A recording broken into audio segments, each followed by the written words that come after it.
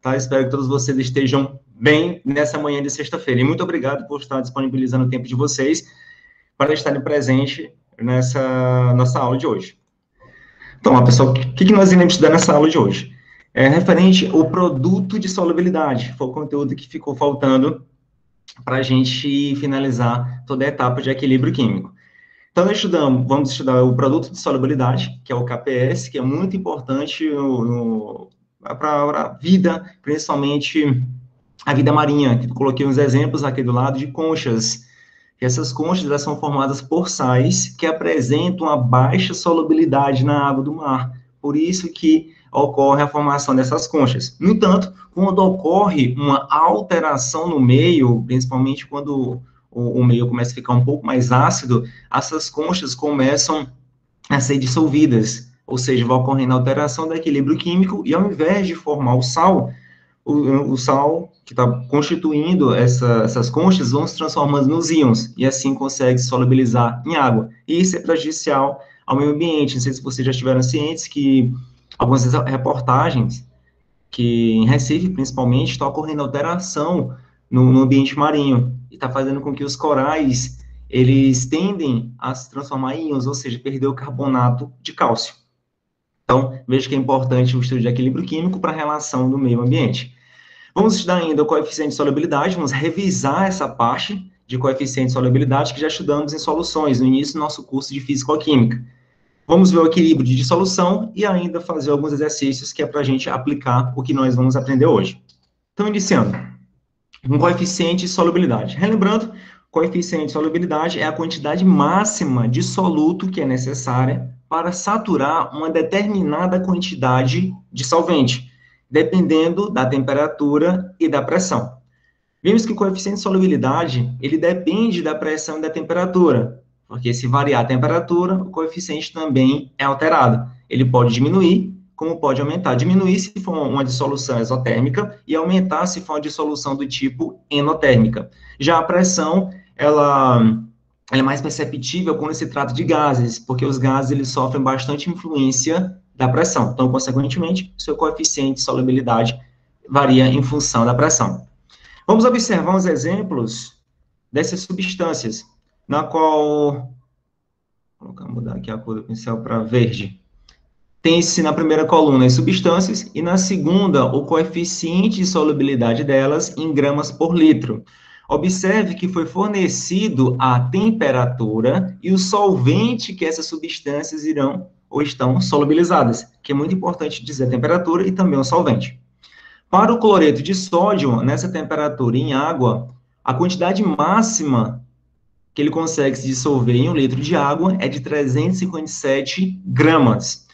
Já o nitrato de prata, a quantidade máxima que consegue se solubilizar em 1 litro de água na temperatura de 0 graus Celsius é de 1.220 gramas.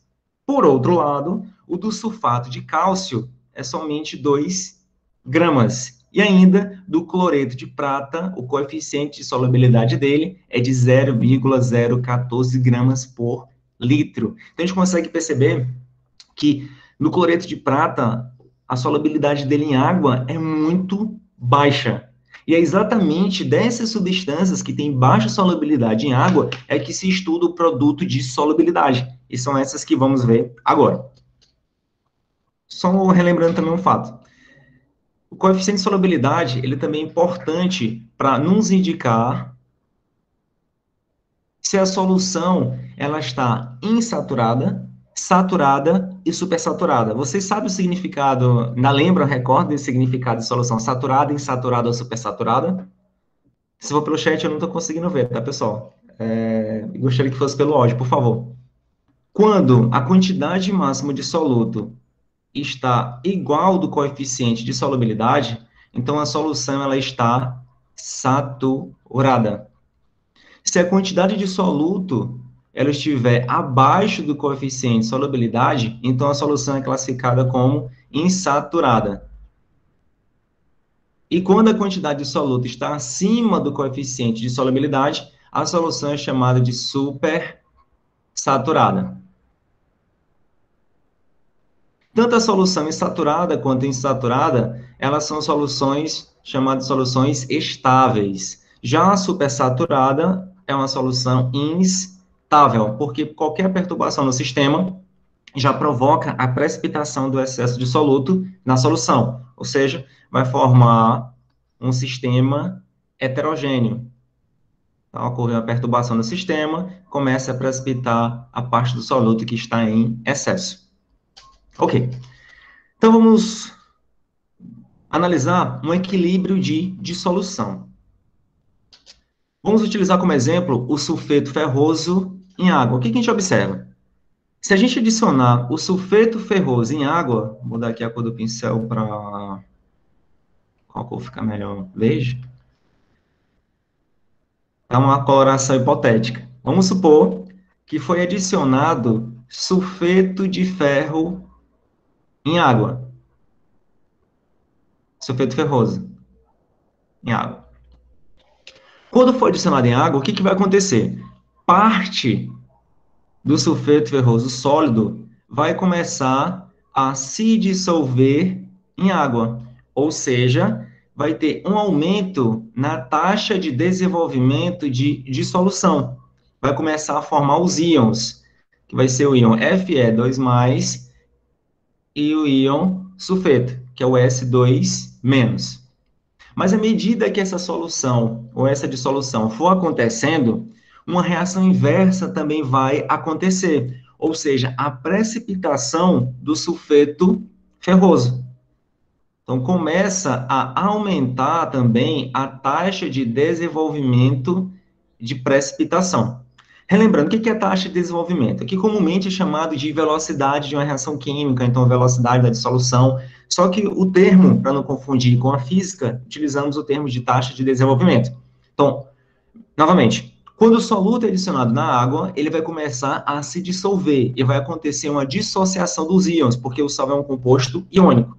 Então, vai ser elevado uma taxa de desenvolvimento de dissolução. No entanto, vai chegar a um certo ponto em que vai começar a reação inversa, que é a precipitação desse sal, que é a taxa de desenvolvimento de precipitação. Então, o que vai acontecer? Inicialmente, na dissolução, o sulfeto ferroso vai se transformar nos íons. No entanto, a reação inversa também ocorre, que é a precipitação do sulfeto de ferro, na qual os íons se unem novamente para formar o sólido. Quando a taxa de desenvolvimento da dissolução e a taxa de desenvolvimento da precipitação se igualarem, ou seja, a velocidade forem iguais, a solução vai estar em equilíbrio.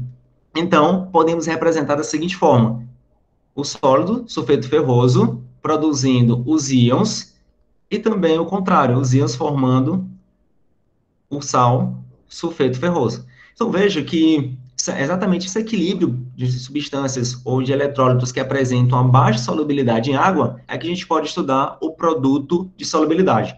Como está em equilíbrio, então significa dizer que para esta equação química, ou essa reação, não é reação, mas para essa equação química existe uma constante de solubilidade. E essa constante de solubilidade, que é chamada de Kc, porque é em função da concentração e quantidade de matéria das espécies químicas participantes. E já vimos que a constante de equilíbrio, ela é calculada como a concentração e quantidade de matéria dos produtos, que são os íons, elevado aos seus coeficientes estequiométricos. Nesse caso, como o coeficiente estequiométrico é 1, a gente não precisa colocar aqui sobre as concentrações. Dividido pela concentração e quantidade de matéria do reagente. O que a gente pode perceber? Que o reagente é um sólido. Então, a atividade do sólido é igual a 1. Significa dizer, portanto, que ele não vai alterar a constante de equilíbrio. Então, então a concentração ela vai ser constante. Se ela vai ser uma constante, então podemos colocar essa concentração do sólido juntamente com o Kc. Então, fazendo produto dos meios pelo produto dos extremos, vamos organizar a equação de modo que Kc vezes a concentração e quantidade de matéria do sólido vai ser igual à concentração e quantidade de matéria dos íons. o produto dessas concentrações. Como o Kc é uma constante e a concentração do sólido permanece constante, então este produto do Kc com a concentração e quantidade de matéria do sal vai ser igual a uma outra constante, e essa constante a gente chama de Kps. Portanto, o Kps, que é o produto de solubilidade para essa equação química, vai ser igual a concentração e quantidade de matéria dos íons de ferro vezes a concentração e quantidade de matéria dos íons sulfeto. Tá, vamos considerar que essa reação esteja acontecendo na temperatura de 25 graus Celsius. Então, o Kps para essa reação é igual a 6 vezes 10 elevado a menos 18. Tá, pessoal? Alguma dúvida até aqui? Tá, então, qual é o significado real do Kps? Como é que a gente pode interpretar? Que quanto maior for o valor do Kps, maior vai ser a solubilidade do sal ou do eletrólito no solvente. Ou o contrário também é válido. Quanto menor for o valor do Kps, menor vai ser a solubilidade desse eletrólito em solução. Tá? Isso que vai significar para o nosso estudo. Outros exemplos. Tem-se o fluoreto de cálcio em equilíbrio, e para essa reação, para essa equação química, na temperatura de 25 graus Celsius, observe que o valor do Kps é igual a 4 vezes 10 elevado a menos 11. E um outro exemplo, tem-se o fosfato de cálcio, na qual entra em equilíbrio segundo esta equação química já balanceada. Portanto, o Kps vai ser igual à concentração do íon de cálcio elevado a 3, que é o seu coeficiente estequiométrico, vezes a concentração e quantidade de matéria do íon fosfato elevado ao seu coeficiente estequiométrico, que é 2. E a 25 graus Celsius, o Kps para o fosfato de cálcio é igual a 2 vezes 10 elevado a menos 33.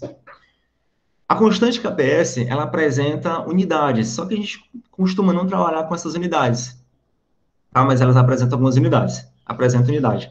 O que a gente pode observar comparando esses três Kps? Que o Kps do fosfato de cálcio é o menor, 2 vezes 10 elevado a menos 33. Então, significa dizer que nessa temperatura de 25 graus Celsius, o fosfato de cálcio, ele é o eletrólito menos solúvel em água, ou seja, é o sal menos solúvel. Já o fluoreto de cálcio, ele apresenta o maior valor de Kps, que é 4 vezes 10 elevado a menos 11. Então, significa dizer que ele é o sal mais solúvel em água na temperatura de 25 graus Celsius. Pessoal, alguma dúvida até aqui? Vamos, então, fazer algumas atividades. Vamos exercitar um pouco sobre este conteúdo. A primeira questão. Escreva as expressões da constante do produto de solubilidade para os seguintes equilíbrios. Vamos iniciar. Na letra A. Observe que na letra A tem-se o sulfato de cálcio, que está em equilíbrio com os íons de cálcio mais o íon sulfato. Então, qual vai ser o produto, a constante de produto de solubilidade para essa equação química? Bem, o Kps vai ser igual ao produto da concentração e quantidade de matéria dos íons, elevado aos seus respectivos coeficientes estequiométricos. A gente observa que o coeficiente estequiométrico aqui, para cada um desses íons, é igual a 1. Portanto, Kps vai ser igual à concentração e quantidade de matéria do íon de cálcio, elevado a 1, mas a gente não coloca, fica subtendido, vezes a concentração e quantidade de matéria do íon sulfato. Pronto, então essa é a equação, a expressão da constante de Kps para a primeira equação. Na letra B, tem-se cloreto de chumbo 2, que está em equilíbrio com os íons Pb2+, e o íon cloreto. Para esta equação química, o Kps vai ser igual a concentração e quantidade de matéria do Pb2+, elevado ao seu coeficiente estequiométrico, que é 1, então não precisa colocar, vezes a concentração e quantidade de matéria do íon cloreto, elevado ao seu coeficiente estequiométrico, que é 2. Então, essa vai ser a constante do produto de solubilidade para este sal. E na letra C, tem-se o sulfeto de bismuto, que está em equilíbrio com estes íons. Então, Kps vai ser igual a concentração e quantidade de matéria dos íons. Primeiro vem o bismuto, 3+, elevado ao seu coeficiente estequiométrico, que é 2, vezes a concentração e quantidade de matéria do íon sulfeto, elevado ao seu coeficiente estequiométrico, que é 3. Pronto, então essas são as constantes de produto de solubilidade para cada um desses equilíbrios. Segunda questão. Escreva as expressões da constante do produto de solubilidade para as seguintes substâncias. Veja, pessoal, para a gente escrever a constante de produto de solubilidade para cada uma dessas substâncias, a gente vai precisar primeiro escrever o equilíbrio para cada uma dessas espécies. Na letra A, sulfeto de mercúrio, HgS. A expressão de equilíbrio dela vai ser Hg, vou colocar aqui sólido, porque transite um sal, G2+, aquoso, mais o íon sulfeto aquoso. Já encontramos a expressão, já encontramos a equação química, então podemos já calcular o KPS, ou então escrever o KPS, que vai ser igual a concentração e quantidade de matéria do Ag2+, vezes a concentração e quantidade de matéria do íon sulfeto. Na letra B tem sua base, que é o hidróxido de cálcio. O hidróxido de cálcio, sólido, que vai estar em equilíbrio com os íons. Contém um íon de cálcio, Ca2+, aquoso, mais são 2 íons hidroxilas, 2OH- aquoso. Então, está aqui a equação de dissolução dessa base. Então, o KPS vai ser igual ao produto da concentração e quantidade de matéria do cálcio 2+, e do produto da concentração da hidroxila elevado a 2, que é o coeficiente estequiométrico.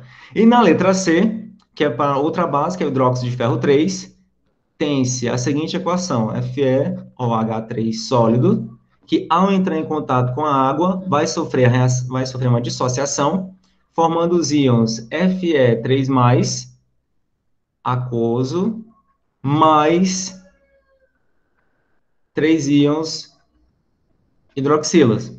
Portanto, o KPS vai ser igual a concentração e quantidade de matéria do íon Fe3+, vezes a concentração e quantidade de matéria da hidroxila elevado ao seu coeficiente estequiométrico, que é 3.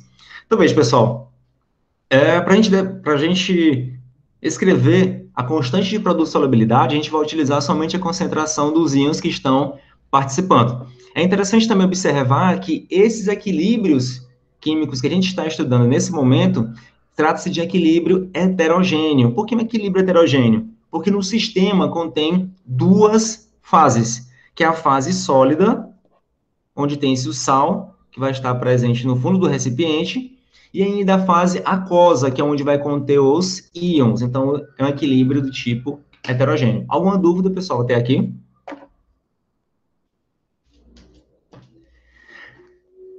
Terceira questão. Observe as substâncias abaixo e seus respectivos produtos de solubilidade. Então, vamos observar as substâncias, que tem-se o hidróxido de bário, cloreto de chumbo, brometo de prata, hidróxido de ferro e ainda o sulfeto de mercúrio. E na segunda coluna tem-se o KPS a 25 graus Celsius para essas respectivas substâncias. Então, vamos observar cada uma delas. Perguntas. Qual é a substância que apresenta a maior solubilidade em água a 25 graus Celsius? Analisando esses valores de KPS, qual dessas substâncias tem a maior solubilidade em água nessa temperatura? Lembrando, quanto maior for o valor do KPS, maior vai ser a solubilidade da espécie química. Então, qual das substâncias apresenta o maior valor de KPS? Observe que todos os valores, eles estão com expoente em base 10.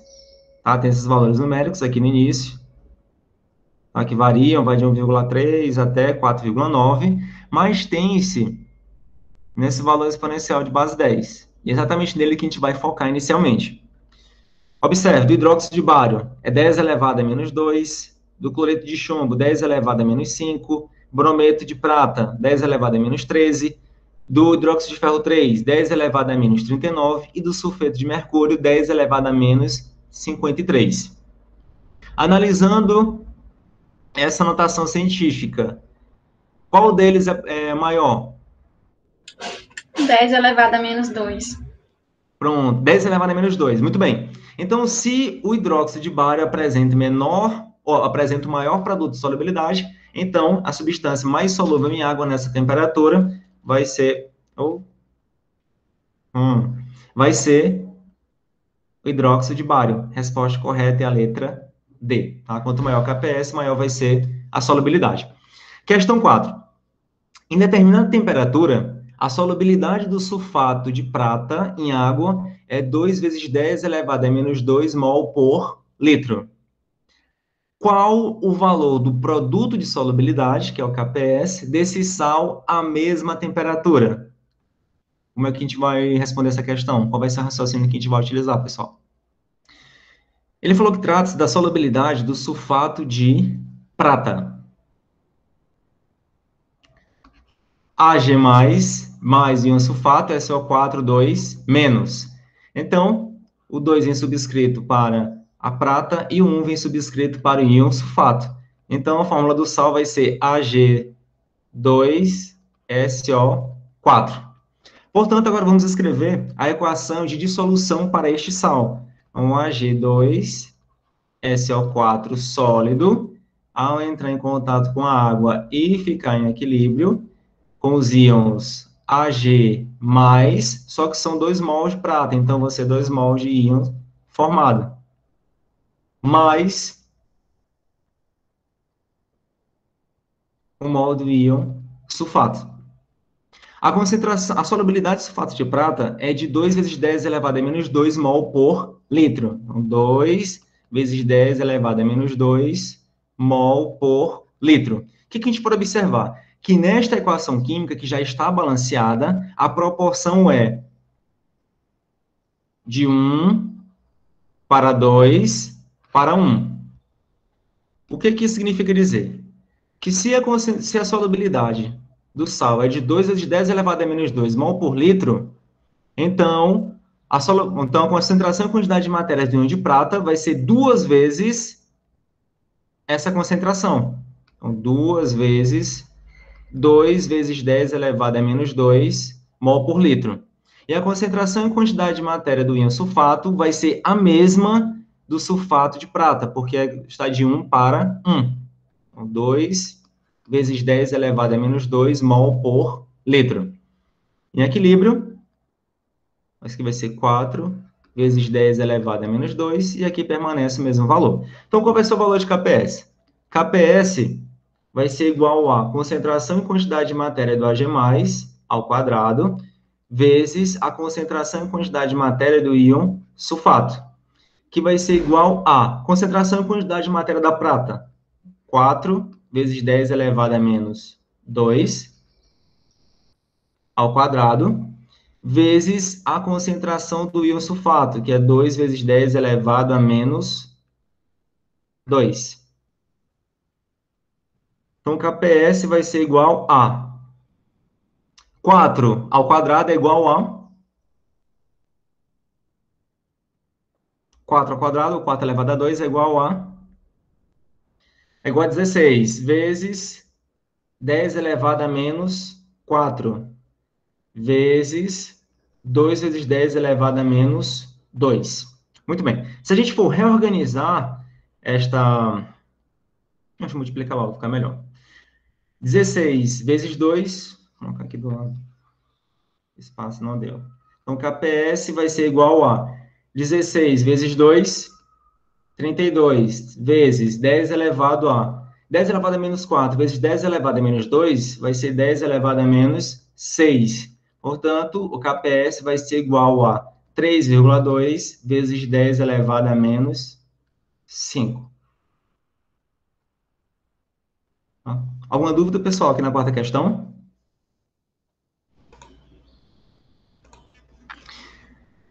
Pronto, então, pessoal, então eu vou encerrar já a aula por aqui, porque já vai iniciar a aula de Química Orgânica. Eu vou colocar essa gravação na nossa sala de aula. Quaisquer dúvidas, você pode entrar em contato via e-mail, via sala de aula mesmo, ou ligando, para que a gente possa manter um contato mais rápido e sanar as dúvidas que vocês tiverem.